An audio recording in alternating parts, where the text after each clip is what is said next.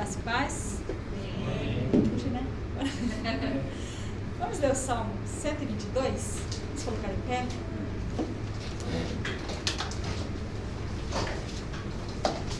Eu creio que a leitura desse salmo é bastante oportuna, porque eu não sei você, mas eu posso dizer como salmista. Amém. Versículo 1 diz assim: Alegrei-me quando me disseram, vamos à casa do Senhor. Nossos pés já se encontram dentro das suas portas, ó Jerusalém. Jerusalém está construída como cidade firmemente estabelecida, pois lá sobem as tribos do Senhor para dar graças ao Senhor, conforme o mandamento dado a Israel. Lá estão os tribunais de justiça, os tribunais da casa do rei Davi. Orem pela paz de Jerusalém, vivam em segurança aqueles que te amam. Haja paz dentro dos teus muros e segurança nas tuas cidades. Em favor dos seus irmãos e amigos direi, paz seja com você. Em favor da casa do Senhor nosso Deus, buscarei o seu bem. Amém? Vamos ler juntos o primeiro versículo? Alegrei-me com os que disseram, vamos à casa do Senhor. Amém? Eu tenho certeza que todos nós somos muito alegres. Amém. E saber que nós podíamos nos reunir novamente. Davi expressa a alegria dele aqui quando alguém disse a ele, vamos à casa do Senhor.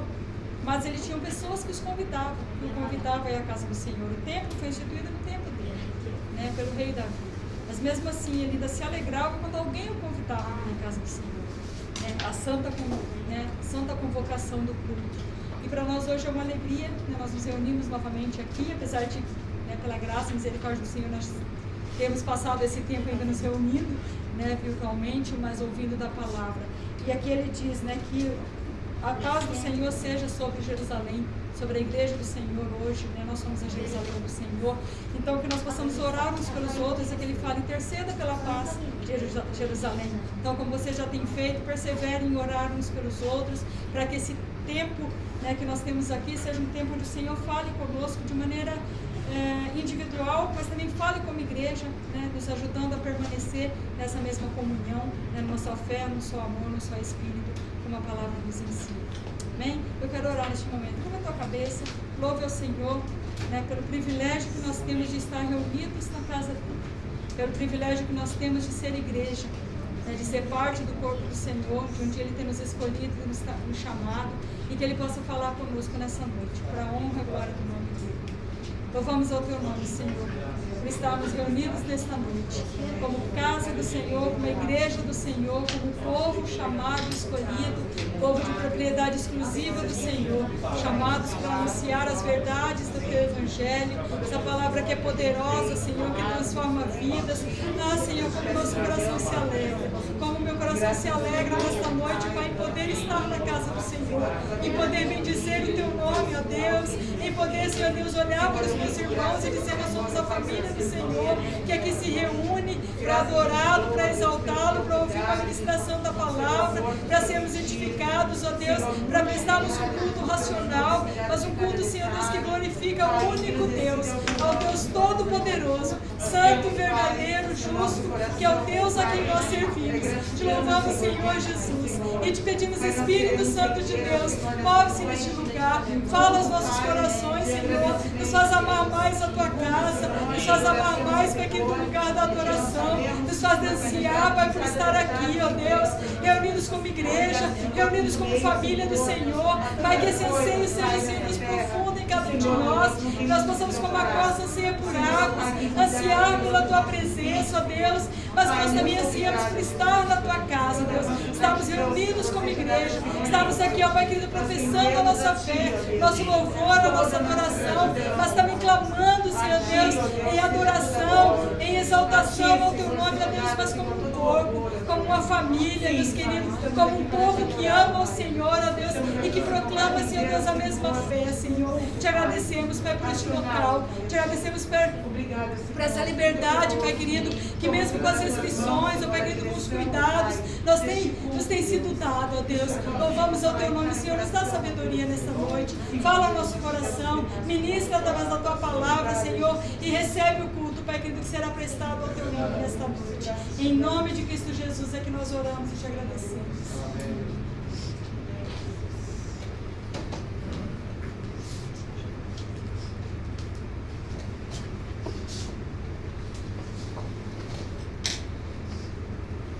Pode tomar assento, queridos, graças e paz. Quantos estão felizes aí? Dá um sorriso com o olhar aí.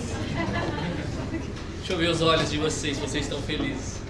Sorrir com os olhares, nós aprendemos a sorrir com os olhares nesses últimos tempos, né? E como é bom nós prestarmos atenção, né, em detalhes, né, em saber quando as pessoas estão tristes. Eu conheço a minha esposa pela sua maneira de olhar. Passa alguma coisa errada, com aquela olhada eu já sei que nós vamos ter que conversar em particular. Mas é bom estar aqui, nós louvamos ao Senhor por este momento, por este local, por aquilo que Ele tem feito nessa nação. Nós vemos nitidamente a misericórdia do Senhor. E que essa misericórdia não fique somente na área da saúde, mas que a misericórdia do Senhor alcance os corações de fato. Que a misericórdia do Senhor possa gerar vida nos corações. E nós temos falado sobre esperança, né? É o tema da nossa série, Esperança Viva. Então a esperança segundo Deus não é esperança como o mundo, né? A esperança é a última que morre. Biblicamente a esperança não morre. Que coisa maravilhosa. Quantos estão alicerçados nessa esperança nessa noite? Amém? Eu quero convidar então você a abrir a sua Bíblia em 1 Pedro. Nós vamos iniciar um novo capítulo, capítulo 2. Eu queria avançar até o versículo 10, mas não é possível. Mas nós podemos seguir, se assim o Senhor permitir. Na próxima mensagem, as pessoas do fundo conseguem me ouvir, é importante que vocês me ouçam, tá? Se eu estiver falando um pouco alto, eu não estou bravo, nem exortando assim, né? Vocês, exortando segundo a palavra de Deus. Mas é importante que vocês ouçam por causa do distanciamento que nós estamos aqui. Amém? Todos acharam? 1 Pedro capítulo 2, a partir do versículo 1. Nós vamos estar lendo até o versículo 8.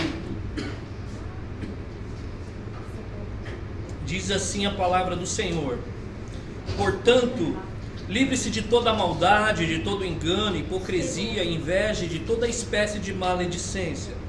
Como crianças recém-nascidas, desejem de coração leite espiritual puro, para que por meio dele cresçam para a salvação, agora que provaram que o Senhor é bom.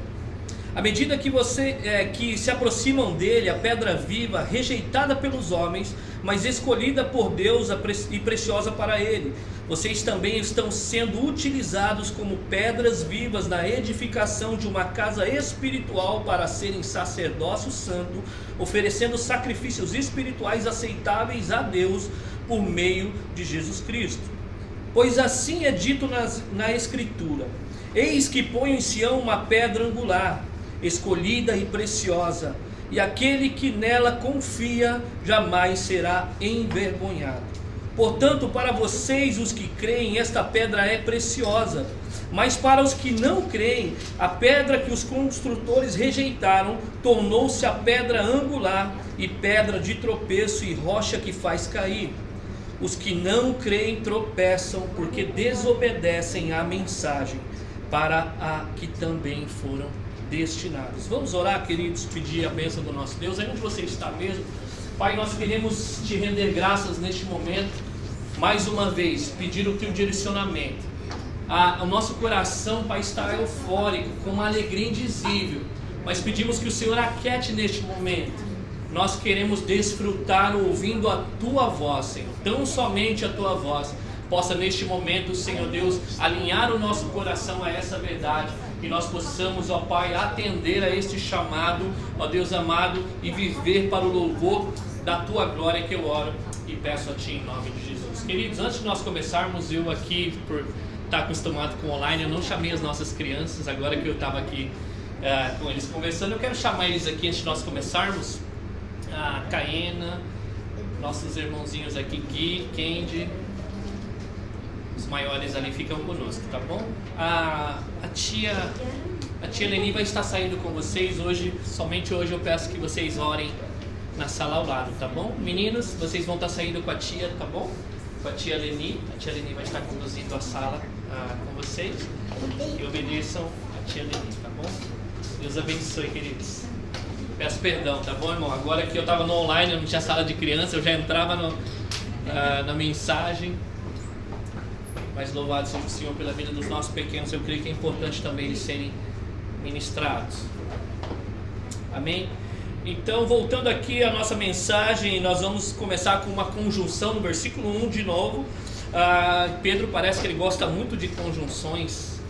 Ele dá uma explicação e logo ele vem com essa conjunção dizendo portanto. É o que diz Pedro aí no versículo 1. E esse portanto ele vai retomar de novo a exortação iniciada desde o capítulo 1, do versículo 22, tá bom? Ou seja, porque nós fomos regenerados, não por uma semente corruptível, mas incorruptível da palavra de Deus que vive e é permanente, a qual opera no nosso coração essa salvação, nos capacitando a amar de maneira fraternal. Então, portanto, nós devemos atender o que ele vai começar no versículo 1, o que ele diz aí: livrem-se de toda maldade, de todo engano, hipocrisia, inveja e toda a espécie de maledicência. Algumas expressões aí, algumas traduções, a minha diz livre-se, mas alguém aí diz desponjando-os. E qual é a ideia de desponjar? Alguém sabe me dizer? Se encontrar ali essa palavra na Bíblia, desponge aí, irmão. Ô irmão, receba essa bênção aí em nome de Jesus, né? Desponjar deve ser algo bom. O que nós entendemos por desponjar? A ideia ali é de tirar uma roupa, e obviamente aqui que ele vai falar a respeito de pecado, a metáfora mais ou menos é essa: você tirar uma roupa imunda, uma roupa suja. E nós que estamos aqui no Japão, que passamos poucas horas dentro de uma empresa, a coisa que nós queremos fazer, eu espero que seja assim na sua vida, chegar em casa, irmão, e tirar a roupa, tomar aquele banho assim, que delícia, né? Quando você pega aquela roupa passadinha, e aí você vai lá, cheira ela com aquele cheiro de amaciante. Eu gosto de cheiro de amaciante. Às vezes a Regina exagera um pouco no amaciante. Não precisa nem passar perfume, né? Você já sai perfumado, mas a roupa limpa, aquela sensação gostosa, né? Então ele fala a mesma coisa: livrem-se. Mas que roupa suja é essa que ele vai dizer aqui? Ele vai falar de alguns pecados. E ele vai falar aqui primeiro de toda maldade. Queridos, maldade tem um sentido muito amplo, até porque ele vai falar de toda a maldade. Então deve ser que maldade há vários padrões, aspectos de maldade. Mas o que ele dá a entender é que nenhum tipo de maldade deve estar em nós depois que Jesus Cristo entrou na nossa vida. Mas obviamente que ainda há essa maldade em nós, mas por isso que ele usa a expressão que nós devemos fazer o quê? Despojar, livrar-se dela. Livrar-se é de fato abandonar, é largar ali e não pegar mais. Então olha só, a maldade aqui inclui não apenas a intenção maléfica, mas também qualquer ação prejudicial ao outro. Então todo tipo de maldade é tudo aquilo que pode prejudicar o outro, não tem a ver comigo. Então nós vamos ver que essa classe de pecado que ele vai listar aqui é a respeito do relacionamento com o outro. Já que ele falou na última mensagem que nós devemos fazer o quê? Qual era o mandamento? Quem lembra da última mensagem? A ênfase do mandamento era em nós fazermos o quê? Como igreja, como irmãos em Cristo? Amar-vos uns aos outros. O amor fraternal. Então, olha, coisas que impedem nesse amor fraternal é a nossa maneira antiga de viver, a natureza pecaminosa ainda. Mas ele fala, olha, vocês agora precisam se livrar dessas coisas. Então, como um aspecto de quê? O que nos impede de amar fraternalmente? Uma das coisas é a maldade. Quando nós buscamos fazer maldade ao outro. Ele vai falar também aqui todo engano. Algumas versões vai falar dolo. E aqui é enganar conscientemente ao outro para alcançar próprios fins ou fins próprios. O dolo, o engano é fazer algo intencional. Não é que você falhou sem querer, né? Sem querer querendo, né? Como diz o Chaves. Mas você intencionalmente, você quis fazer aquilo para alcançar um benefício próprio. Esse aqui é o engano, esse aqui é o dolo. Ele fala, vocês têm que tirar esse tipo de roupa suja. Outra coisa que ele fala aqui é a hipocrisia. A hipocrisia é a falsidade, a falsificação da piedade. A hipocrisia é você colocar uma capa em falar que você é de fato piedoso, mas no fundo do seu coração, intencionalmente, você sabe que não é aquilo a realidade. Nós já falamos na última mensagem que o amor deve ser de que maneira? Não fingido. Porque é possível nós ainda praticarmos um amor fingido, falar que amamos, mas na prática não demonstrarmos. E Jesus, ele critica duramente os homens da sua época, que eram homens religiosos. O que ele mais bateu foi em homens religiosos. Ele falava assim, que eles eram hipócritas. É uma palavra forte, né? Porque ele conhecia o coração e falava, olha, por fora vocês são limpinhos, mas por dentro você é como aquele túmulo, que a ideia de ossos que estão secando e apodrecendo. Então olha como é forte essa palavra. Ele usou isso para religiosos, deixar esse tipo de coisa, essa falsificação. E quando nós aí buscamos a hipocrisia, nós falsificamos, por exemplo, a nossa relação à amizade, o amor. Nós podemos estar junto com a pessoa, mas de fato o nosso coração não quer aquilo. Mas nós queremos dar a entender, não somente para aquela pessoa que nós estamos se relacionando, mas para todos que estão à nossa volta, que está tudo bem conosco, mas no fundo nós sabemos que essa não é a nossa vontade. Então a hipocrisia é a inveja corresponde ao desejo de ser e aquilo que o outro tem, aquilo que o outro é. E olha só que interessante, nós vamos entender que a inveja, ela fere os princípios de Deus quando você começa a entender tudo o que você recebeu nele. A inveja é você querer se colocar e ser o outro e desejar o que o outro tem. Isso você vai perceber ao decorrer da carta, que isso é uma ofensa a Deus. Porque se você não entender a sua identidade, você está querendo o que o outro tem, você não entendeu ainda o que é o cristianismo. E por isso que isso é uma ofensa a Deus, isso vai ficar claro diante da carta. Então fale, livre-se da inveja. A inveja expressa o desejo de possuir algo que o outro tem. E aí ele vai falar aqui no final toda espécie de maledicência. Tem outra versão? No finalzinho do versículo 1, toda a espécie de maledicência, depois da inveja, toda a espécie de maldade. Tem mais alguma versão? Sorte de maledicência. E a ideia de maledicência aqui é de difamação, é usar a língua para falar mal de outra pessoa. Falar mal de outra pessoa com sentido de denegrir a imagem, com sentido de destruir. E Tiago fala muito sobre isso, que a língua é terrível. É como se fosse aquele leme do navio tão pequenininho que ele governa. Ela é capaz de incendiar uma floresta. E muitas vezes as nossas palavras que nós soltamos sem pensar, ela pode trazer prejuízos muito grandes. Há um mau testemunho. Já temos casos no Brasil de uma mulher que foi confundida com uma aliciadora de menores na época, e correram a foto dela falando que era ela e na verdade não era. E as pessoas lincharam essa mulher. Então a questão da língua é algo terrível. Ele fala, vocês precisam deixar tudo isso. E para nós amarmos os outros irmãos de maneira não fingida, fraternal, nós precisamos então se desfazer da maldade, do engano, da hipocrisia, da inveja e de toda espécie de maledicência. Essas são roupas sujas que não podem mais fazer parte da nossa vida. Então você vê aqui que há uma responsabilidade nossa. O Espírito Santo está em nós, mas há um mandamento que nós, eu e você, precisamos tirar. Não aceitar essas coisas na nossa vida. É aquela ideia, isso já não faz parte de mim. Eu sou uma nova criatura, eu recebi novas vestes em Cristo Jesus, o meu Senhor. E esses são os pecados que afetam diretamente a nossa relação como igreja, ou qualquer relação. Começa a agir com essa maldade, com engano, hipocrisia, inveja e toda espécie de maledicência com o seu casal, com o seu cônjuge. Você vai ver se vai dar certo o seu matrimônio. Não vai dar certo. Agora a mesma coisa com a igreja. Nós não devemos agir dessa maneira, mas desfazer dessas roupas sujas.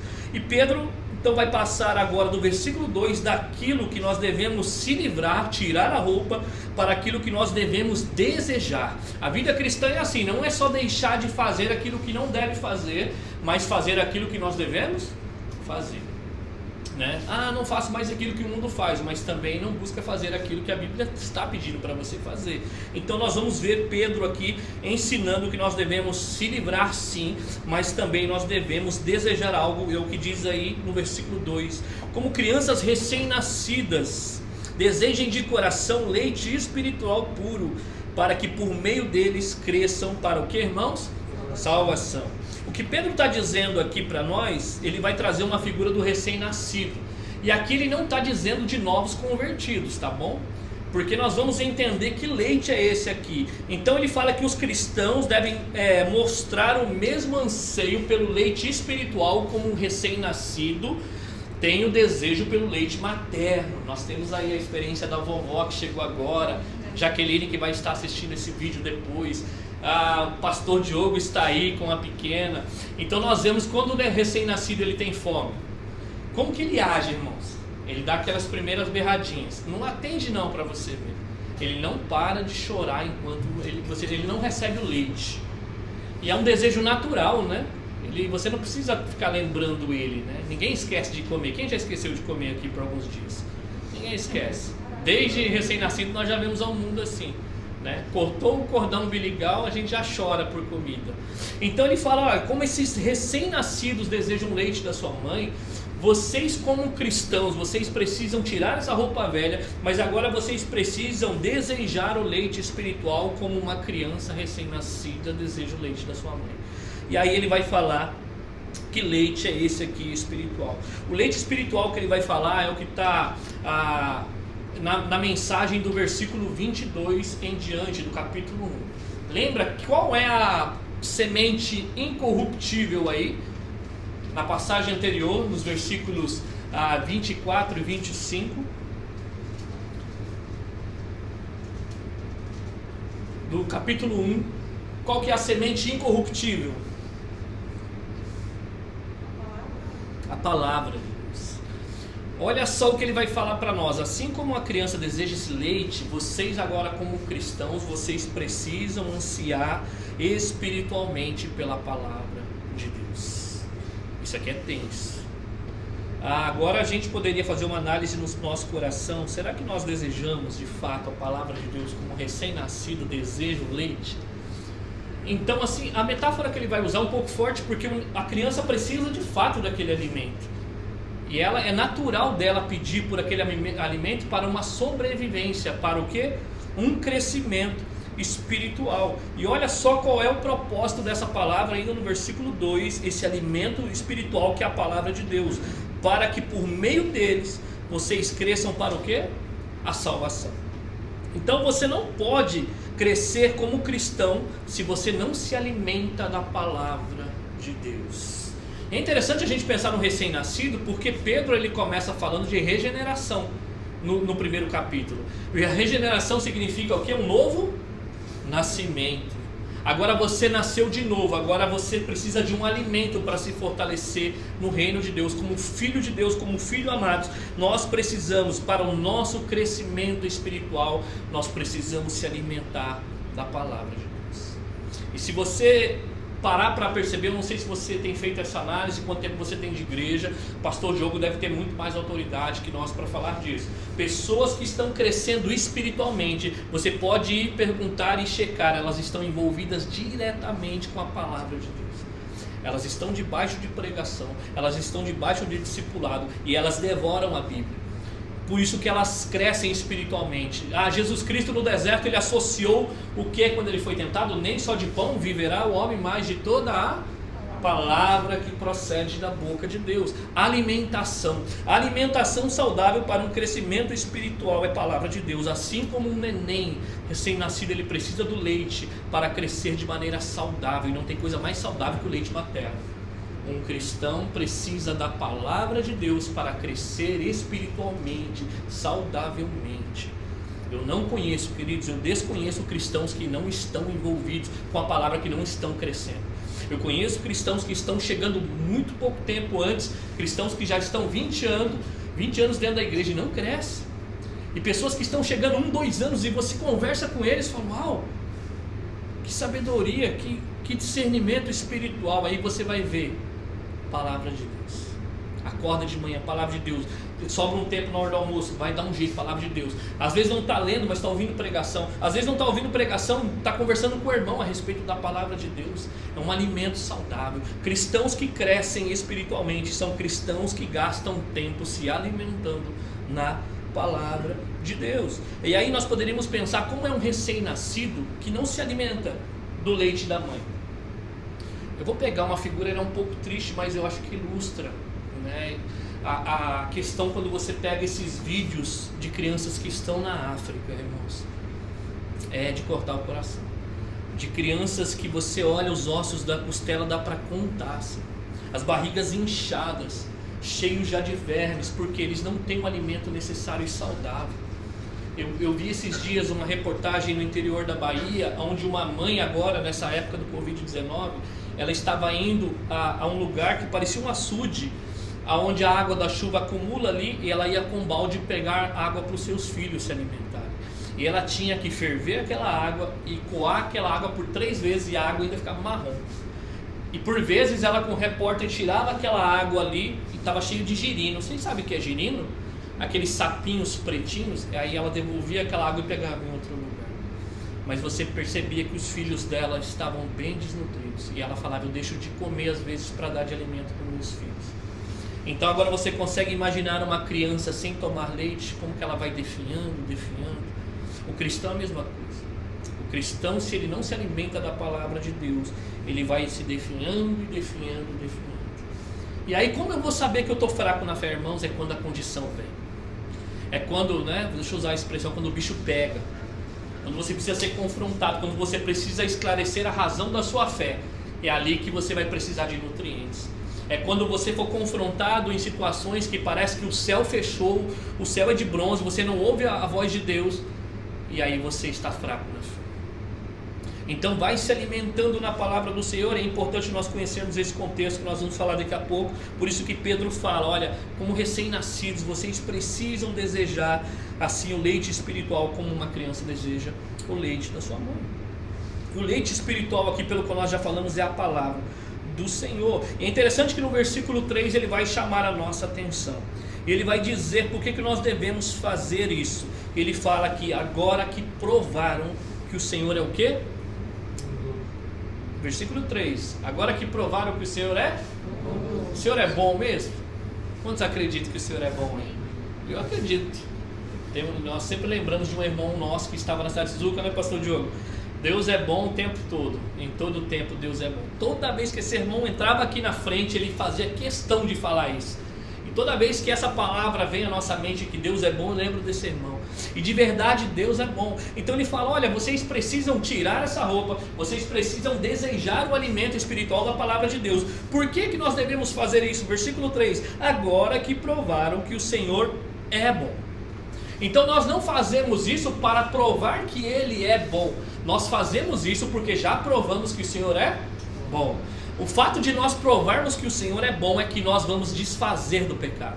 O fato de nós provarmos que o Senhor é bom é que nós vamos ter desejo por aquilo que vem dele. E é interessante aqui, provar que o Senhor é bom é experimentar a sua bondade. Você já experimentou a bondade de Deus? Eu experimentei já há muito tempo atrás. E como é bom experimentar a bondade de Deus.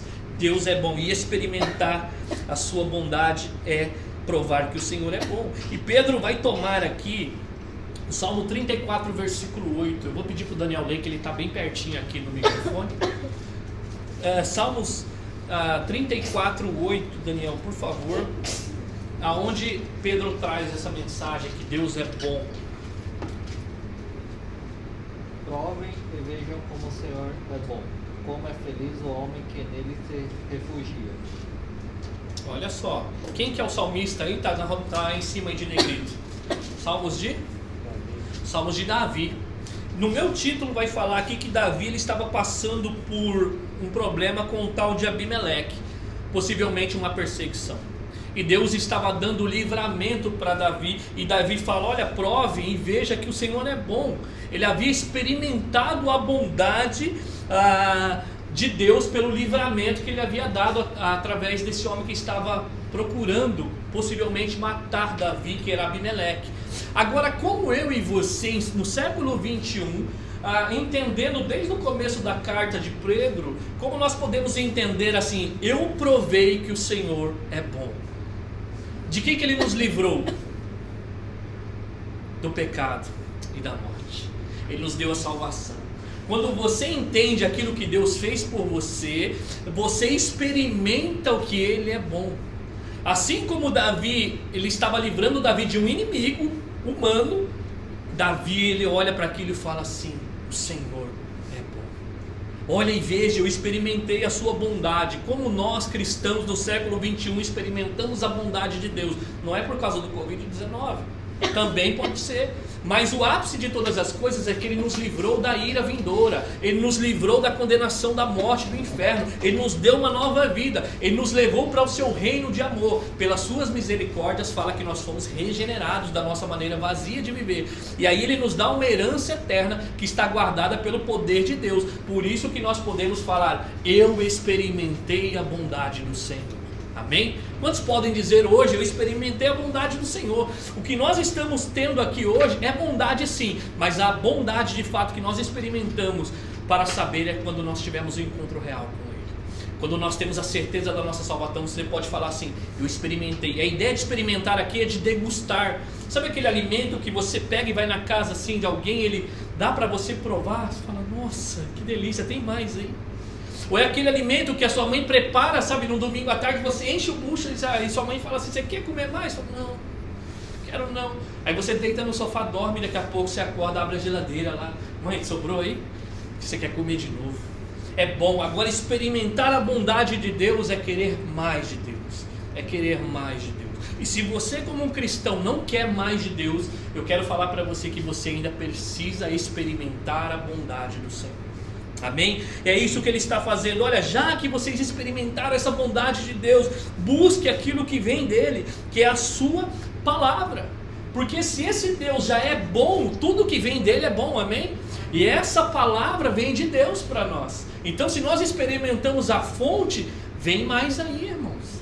A palavra dele é boa. Então olha, como um recém-nascido deseje, porque não é uma condição: olha, se vocês experimentaram que ele é bom, aí você toma. Não, ele está partindo do pressuposto que nós experimentamos a bondade de Deus.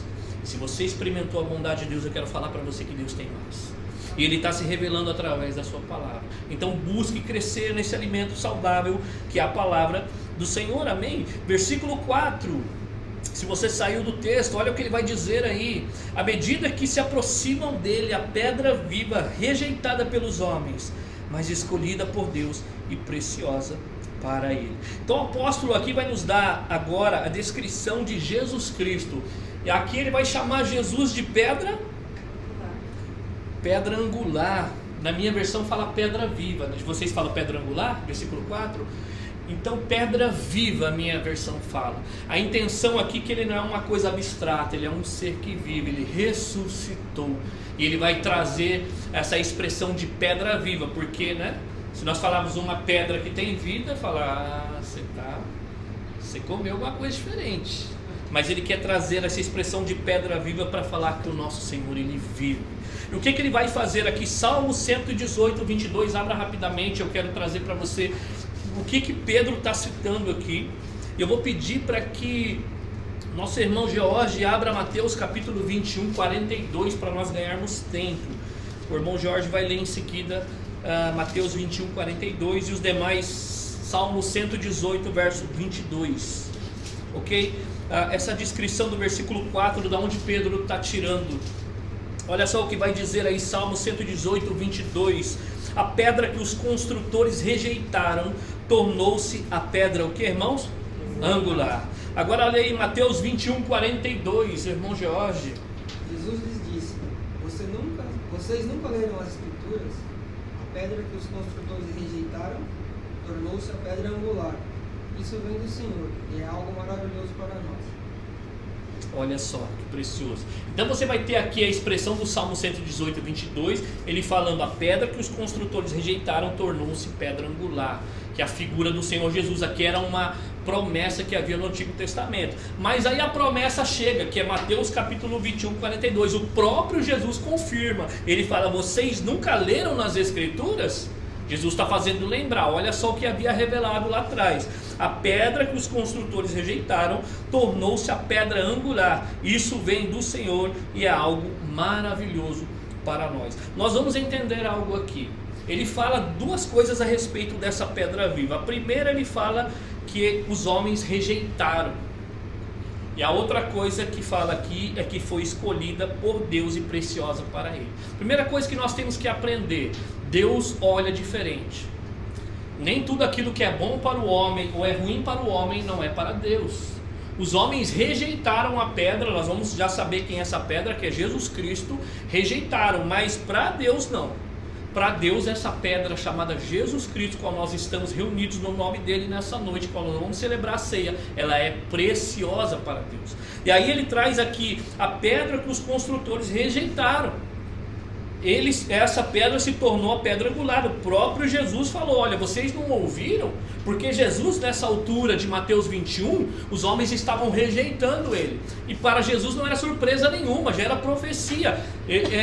Eles iam me rejeitar. O próprio Senhor Jesus, a sua palavra diz que ele veio para os seus, mas os seus não o receberam. Nós vamos ver o tempo todo essa rejeição de Cristo Jesus. Mas olha aí, essa pedra é preciosa para Deus. Anote aí, eu vou ler para você para nós ganharmos tempos. Isaías capítulo 28, versículo 16. Isaías 28, 16 diz assim: por isso diz o soberano, o Senhor, eis que ponho em Sião uma pedra já experimentada, uma preciosa pedra angular para alicerce seguro. Quem confia jamais será abalado. Olha só a profecia de Isaías falando: olha, assim diz o soberano Senhor. E quando o Senhor fala, ele cumpre. Assim diz o Senhor. Quando você ouvir essa expressão na Bíblia, assim diz o Senhor, irmãos, é certeza que vai acontecer. Às vezes levantam os irmãos aí, né, na internet e falam: assim diz o Senhor. Eu não sei. Coloque em prova a profecia. Qualquer profecia, coloque em prova. Mas na Bíblia não. Assim diz o Senhor. O único que disse na face da terra: eu porém vos digo, foi quem? Jesus, o verbo encarnado. O único que tinha autoridade para chegar na terra e falar assim: eu porém vos digo, amai os vossos inimigos.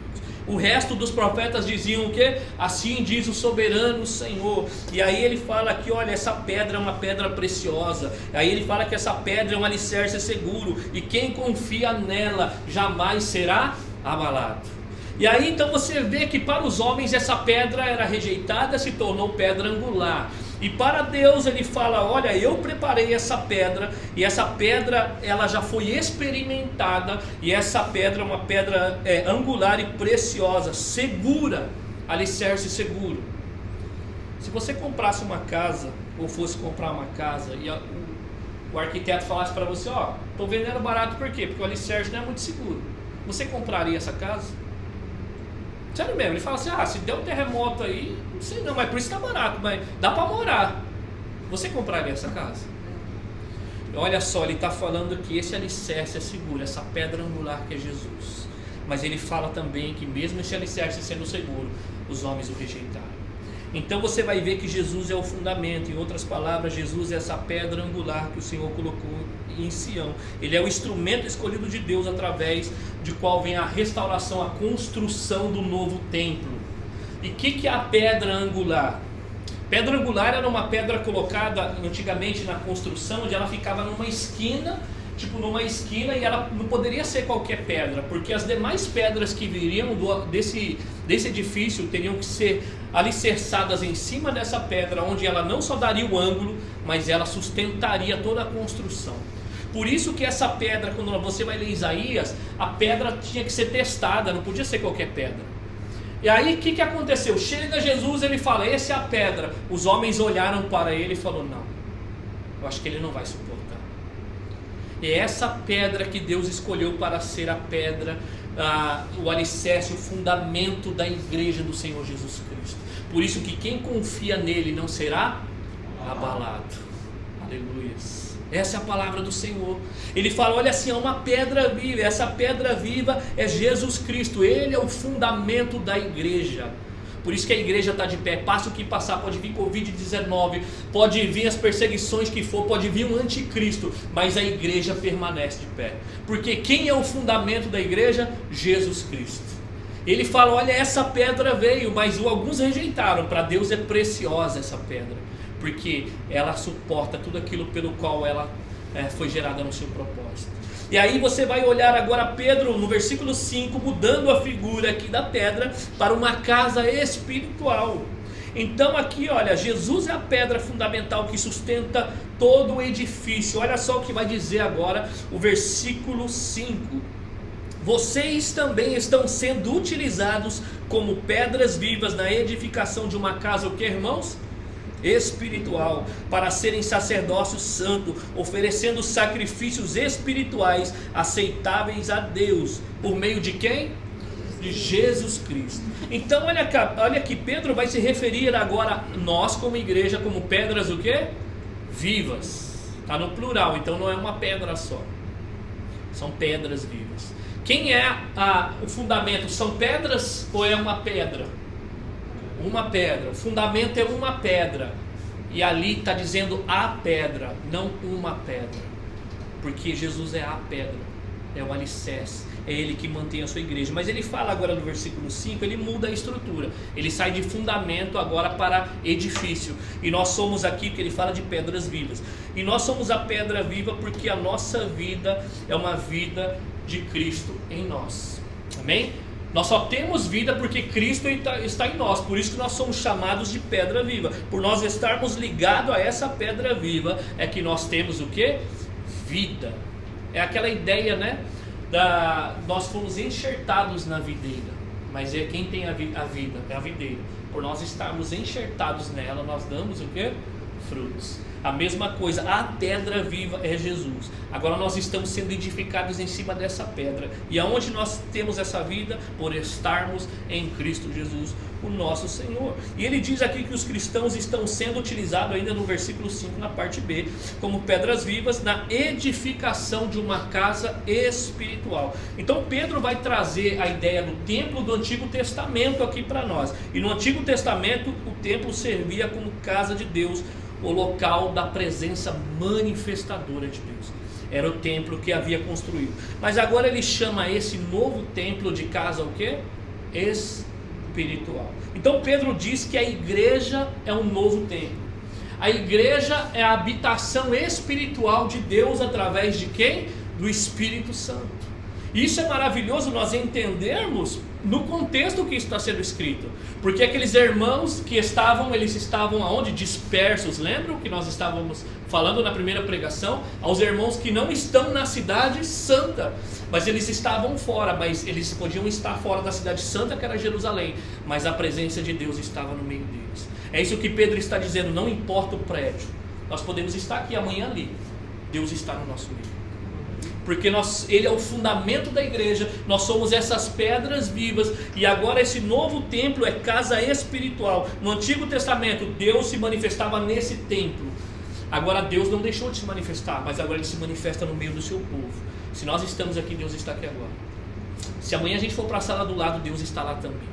Por isso que o mais importante não é o local, o mais importante é a presença de Deus no nosso meio. O mais importante não era se aqueles irmãos estavam dispersos, longe da cidade santa. O mais importante é eles entenderem que aonde vocês estão como igreja, saibam que vocês estão fundamentados na pedra viva e vocês são essa casa espiritual. Deus está se manifestando no meio de vocês.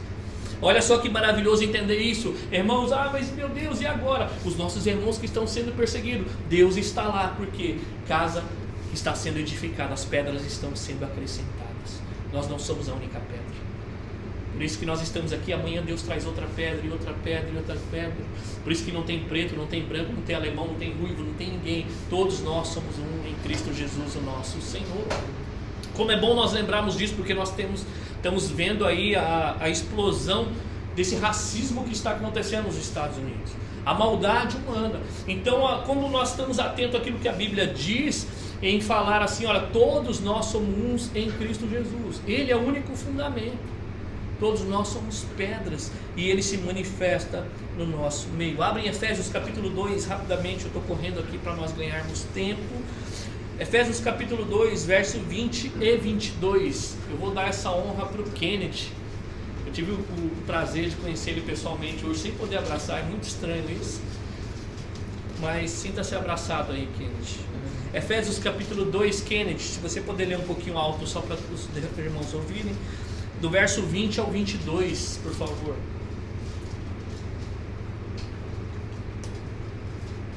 Edificado sobre o fundamento dos apóstolos e profetas, sendo Ele mesmo, Cristo Jesus, a pedra angular, no qual todo edifício bem ajustado cresce para santuário dedicado ao Senhor, no qual também vós juntamente está sendo edificado, para a habitação de Deus no Espírito. Olha só, esse texto, marque aí, irmão, esse texto aqui de Efésios capítulo 2, verso 20 e 22, ele traduz tudo isso.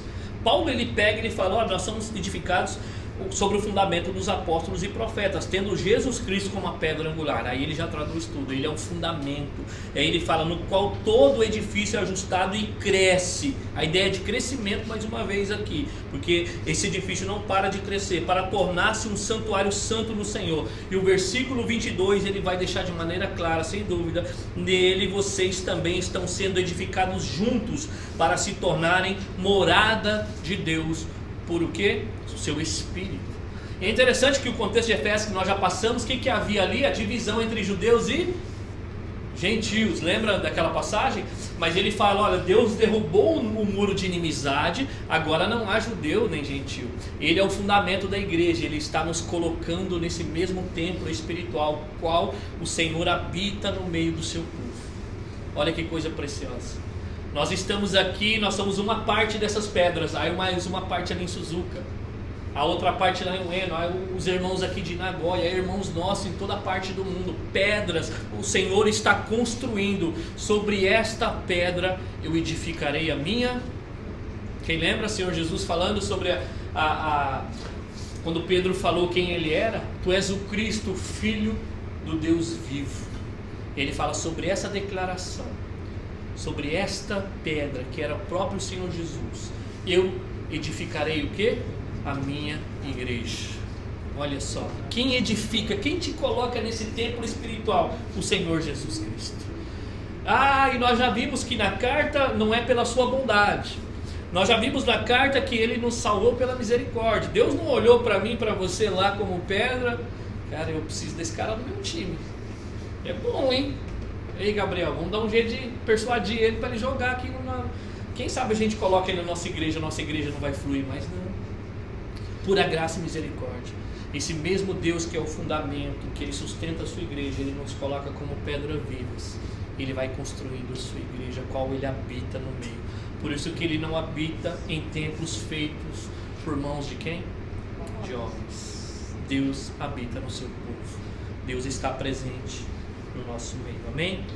E não somente isso, ele fala que nós temos sido utilizados sim como pedras vivas para a edificação de uma casa espiritual, mas ele ainda no verso 5 ele vai dizer qual o propósito: para serem sacerdócio santo, oferecendo sacrifícios espirituais e aceitáveis a Deus por meio de Jesus Cristo. Bom, na antiga dispensação aqui apenas os sumos sacerdotes ofereciam sacrifício a Deus, todos sabem disso?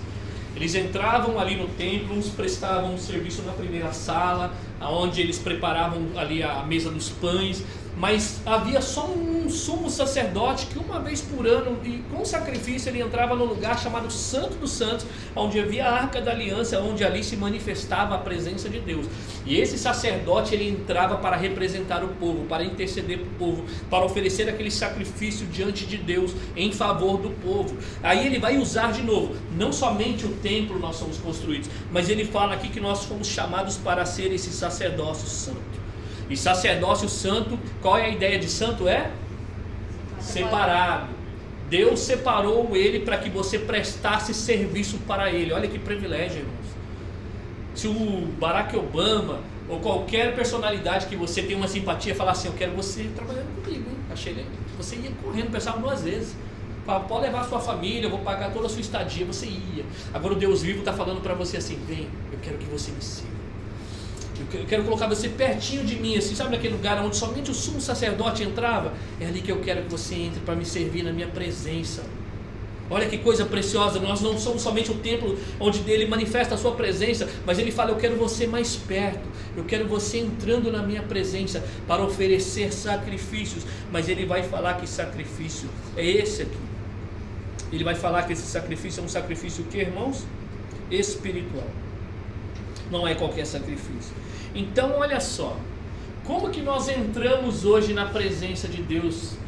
Nós entramos através de quem? Por meio de Cristo. Cristo, Ele rompeu o véu. Quando Ele dá o brando ali naquela cruz, que fala que o véu do templo Ele faz o quê? Ele rasga de onde? De cima para baixo ou de baixo para cima? De cima para baixo. Ação de Deus. aquela barreira ali onde entrava somente um sumo sacerdote oferecendo o sacrifício diante de Deus ali, que representava o povo. Agora o verdadeiro sacrifício entrou no Santo dos Santos. Quem é o verdadeiro sacrifício? Jesus Cristo. Por isso que agora nós não precisamos mais entrar com animais ou com sangue de animais, nós não precisamos mais que ninguém nos represente. Agora o nosso sumo sacerdote já nos representou. Ele entrou na presença de Deus, ele rompeu aquele véu para falar: igreja, você pode entrar na presença do Senhor, porque eu conquistei esse espaço para vocês. Por isso que o nosso sacrifício não é mais de animais, mas é sacrifícios espirituais. E a ideia de sacrifício espiritual é de Romanos capítulo 12, versículo 1. Oferecer os vossos corpos como sacrifício vivo, santo e agradável a Deus, que é o vosso culto racional. O sacrifício espiritual é um sacrifício de adoração a Deus. Eu não preciso mais oferecer a não ser adorá-lo, entrar na presença dele. Isso aqui é precioso, queridos, conquistado por Jesus Cristo. Sabe por quê? Porque você não precisa de mim para entrar na presença de Deus. Você não precisa de nenhum pontífice. Jesus Cristo já conquistou o direito que você não tinha de você entrar na presença de Deus. Por isso que as suas orações podem ser ouvidas.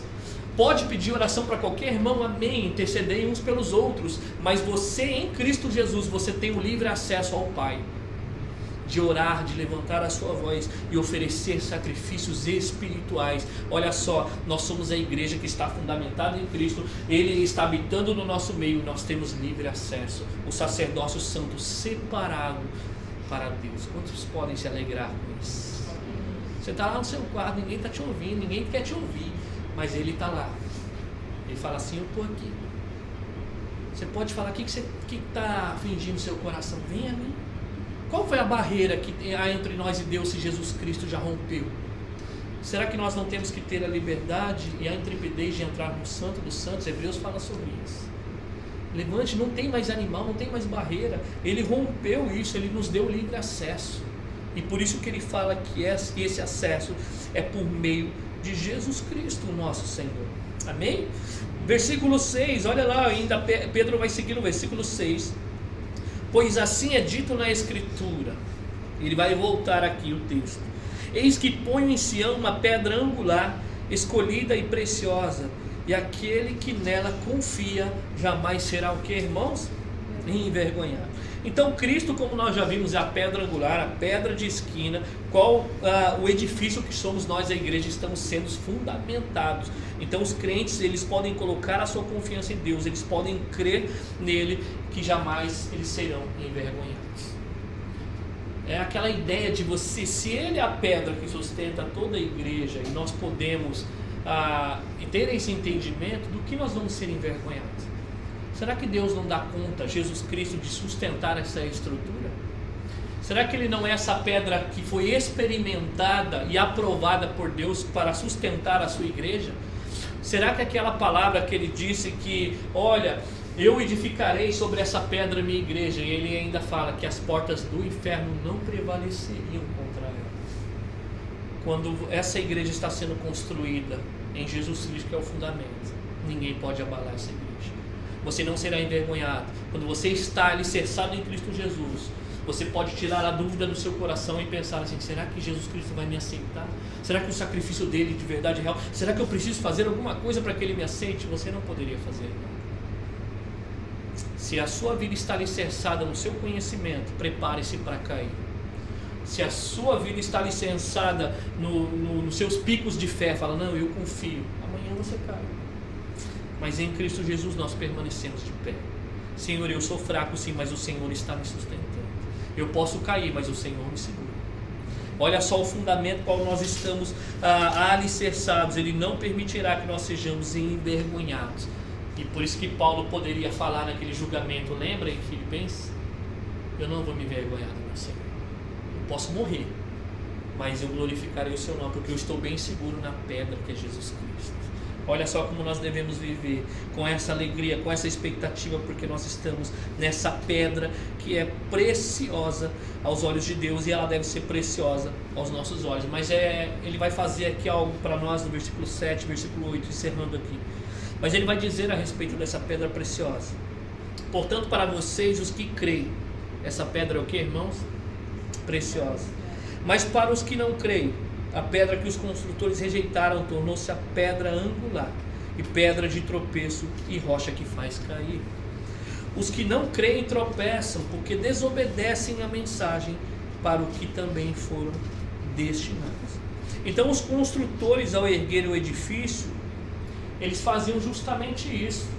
Eles escolhiam qual seria aquela pedra forte que iria fundamentar toda a construção. E aí o que eles fizeram? Olharam para Jesus e eles rejeitaram. Isaías fala que ele foi rejeitado entre os homens, varão de dores, que sabia o que era padecer, que os homens já escondiam o rosto dele.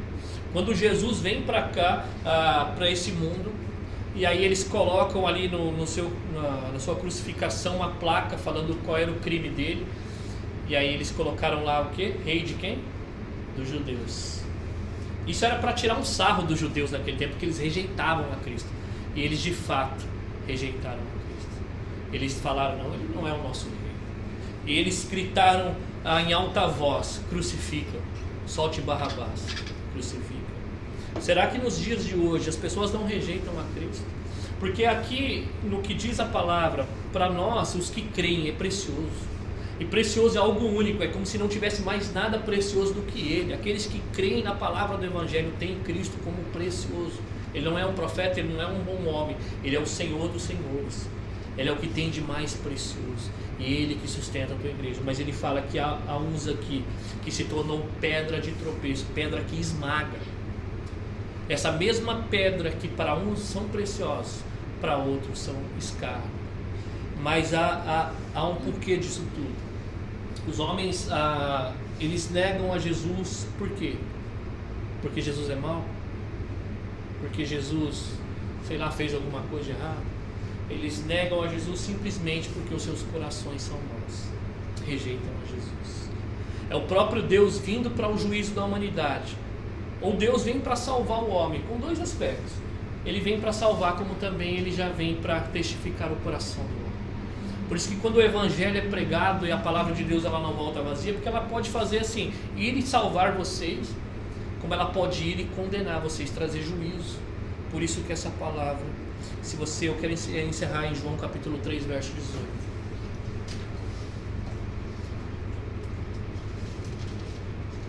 Vou aproveitar que o Kevin está aí também. O nosso versículo é 3,18, João 3,18, bem conhecido. Depois que eu ler 3,18, eu vou pedir para o Kevin ler 3,16, que também é bem conhecido, tá? Então João capítulo 3, versículo 18, olha o que vai dizer aí. Quem nele crê não é condenado, mas quem não crê já está o que, irmãos? Condenado, por não crerem no nome do Filho unigênito de Deus. Quem crê nele não está condenado, mas quem não crê já está condenado.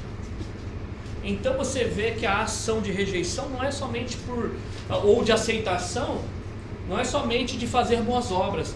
Vou fazer boas obras, ele tem que me aceitar. Deus só nos aceita quando nós cremos no nome de Deus. Quando nós tomamos essa pedra como preciosa, quando nós entendemos que nós podemos fundamentar a nossa vida e jamais seremos envergonhados, essa é a pedra que nos dá a vida. Mas agora nesse mesmo texto, olha só que interessante, João 3,16, Kevin.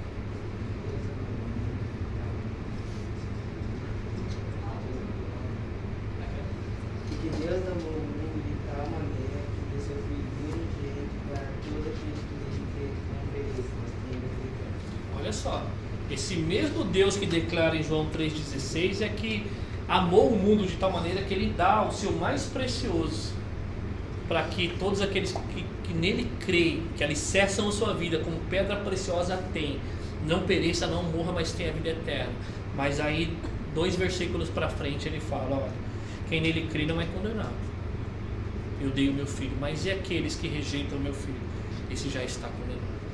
Então o que nós queremos aprender no dia de hoje? Não dá para ser neutro com Jesus, queridos. Ou ele é precioso ou ele não é. Mas e se eu falar que ele é precioso e viver como se ele não fosse precioso? Então ele não é precioso. As coisas caminham juntas. Se ele é precioso para você, você pode estar passando o pior dia, dias que você não queria estar vivendo, mas eu quero dizer uma coisa para você: continua firme no Senhor, que você não vai ser envergonhado.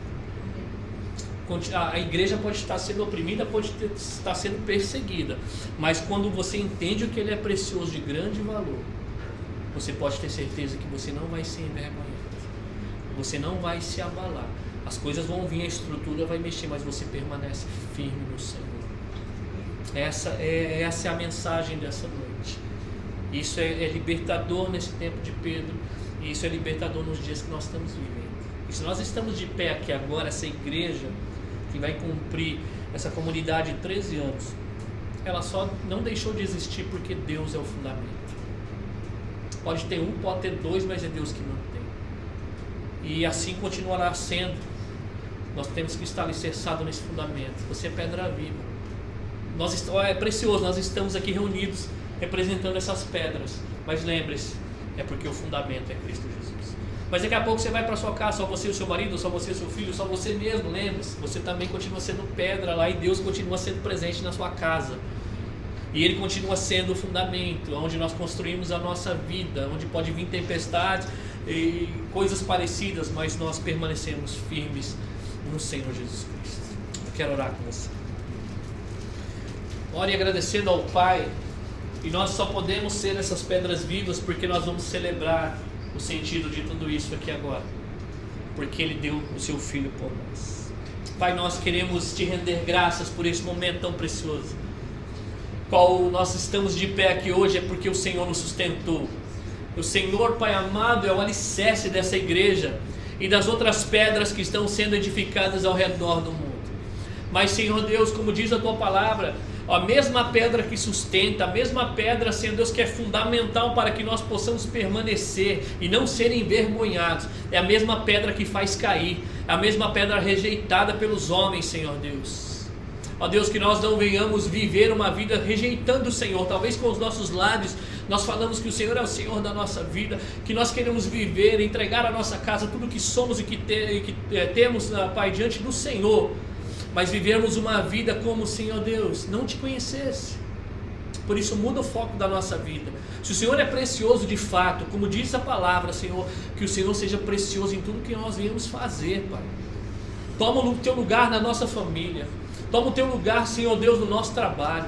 Toma o Teu lugar nos nossos projetos, nos nossos ministérios, Senhor. Nós queremos, Pai amado, que o Senhor seja o fundamento de todas as coisas. Ó Pai, não nos deixe esquecer dessa verdade. Ó Deus, e tem misericórdia daqueles que têm tropeçado, daqueles que têm rejeitado, Senhor Deus. Abra os olhos deles para que eles vejam quão precioso, Pai amado, é o Teu Filho amado Jesus Cristo, aquele que nos gerou vida. E se nós somos essas pedras vivas, é porque Ele está em nós. Ele é a pedra viva. É Ele, Pai amado, Ele é a verdade, o caminho, a vida. E ninguém vai até Ti, Filho, se não for através do Teu Filho amado, qual o Senhor enviaste. Por isso, prepara o nosso coração para viver essa verdade. Prepara o nosso coração para celebrar a ceia do Senhor neste momento, Senhor Deus, e traga a nossa mente para que nós possamos viver com gratidão, Senhor Deus, esta verdade, em nome de Jesus Cristo. Amém e amém. Pastor Diogo.